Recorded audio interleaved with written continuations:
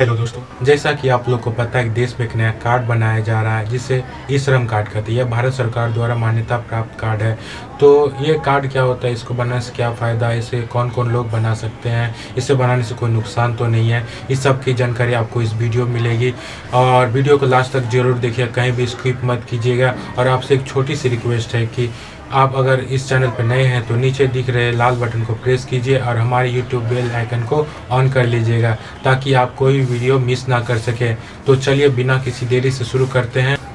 ये कार्ड होता क्या है, ई श्रम कार्ड क्या है, श्रम कार्ड होता क्या है। ई श्रम कार्ड एक योजना है जो भारत सरकार द्वारा चलाया गया है। इस योजना के अंतर्गत अगर आप अनऑर्गेनाइज सेक्टर में काम करते हैं, जैसे वर्कर या लेबर हैं, किसी असंगठित क्षेत्र में काम करते हैं जिसका डाटा सरकार के पास नहीं है, तो जैसे बड़ी बड़ी कंपनियों में क्या होता है कि सारा डाटा सरकार के पास होता है, उसका योजना कोई भी आता है तो उसको मिल जाता है। लेकिन जो दूर इलाके में जो किसान मजदूर जो है दूसरे खेतों में काम करते हैं, सब्जी बेचने वाले या फिर कोई रिक्शा चालक है या फिर कोई ठेला चलाने वाला या कोई नाई है, तो उसका डाटा सरकार के पास नहीं। तो वह इस डाटा के अनुसार अगर आपके यह डाटा भी जो लिया जा रहा है, इस डाटा के आधार पर अगर भविष्य में कोई नियुक्ति अपॉर्चुनिटी अगर आपके क्षेत्र में आती है तो इस डाटा के आधार पर आपको उस क्षेत्र में नियुक्त किया जाएगा। जैसे आप एग्जांपल ले लीजिए राजमिस्त्री को अगर उसको एक्सपीरियंस है, उसको 10 साल का डाटा तो सरकार के पास चला गया, उस डाटा के आधार पर आपको उस क्षेत्र में नियुक्त किया जाएगा कि ये बंदा को 25 साल का एक्सपीरियंस या 10 साल का एक्सपीरियंस है, ये राजमिस्त्री है और आपको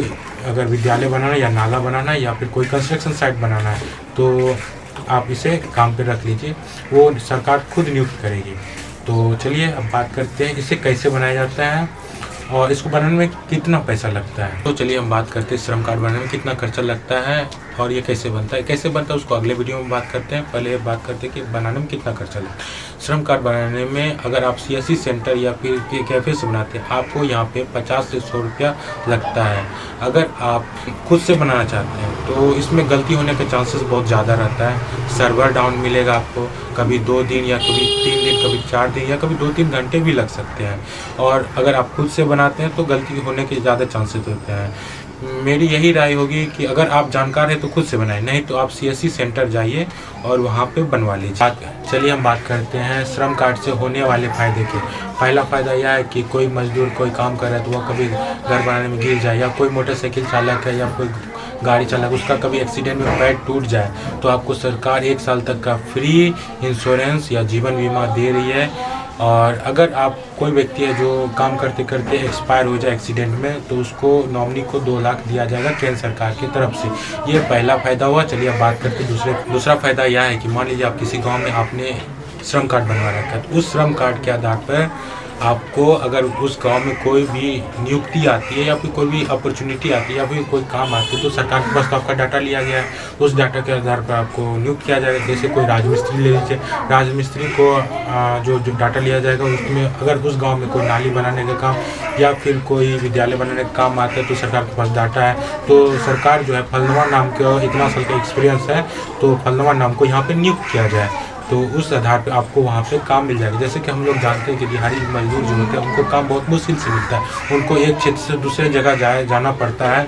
तो कोरोना काल में आपने देखा होगा कि गुजरात से लोग और बहुत दूर दूर से लोग अपना घर आए थे, तो इसी तरह दूर दूर ना जाना पड़े, इसीलिए भारत सरकार ने योजना निकाली है कि आपको काम अगर आपको उस योजना घर पे ही मिल जाए तो कितना फ़ायदा है। तीसरा फ़ायदा यह है कि सरकार की तरफ से अगर कोई भी सरकारी योजना आती है तो श्रम कार्ड होना मैंडेटरी कर दिया जाएगा। जैसे कि आधार कार्ड ज़रूरी है कोई भी डॉक्यूमेंट के लिए, उसी तरह श्रम कार्ड लेबर के लिए ज़रूरी होगा। और दोनों अगर कोई भी सरकार, चाहे वो राज्य सरकार हो या फिर कोई केंद्र सरकार हो, कोई भी योजना निकालती है तो आपको मजदूर के लिए आपको श्रम कार्ड और आधार कार्ड दोनों अनिवार्य कर दिया जाएगा डॉक्यूमेंट लगाने के लिए, उस योजना का फ़ायदा उठाने के लिए। तो इसी तरह के बहुत सारे मेन पॉइंट है। अगर मैं एक एक करके बताऊंगा तो वीडियो बहुत लंबी हो जाएगी। चलिए आपसे हम विदा लेता हूँ, मिलते हैं अगले वीडियो ABPM में। तो अगर वीडियो अच्छा लगा हो तो लाइक सब्सक्राइब करें और अपने दोस्तों के साथ शेयर करें।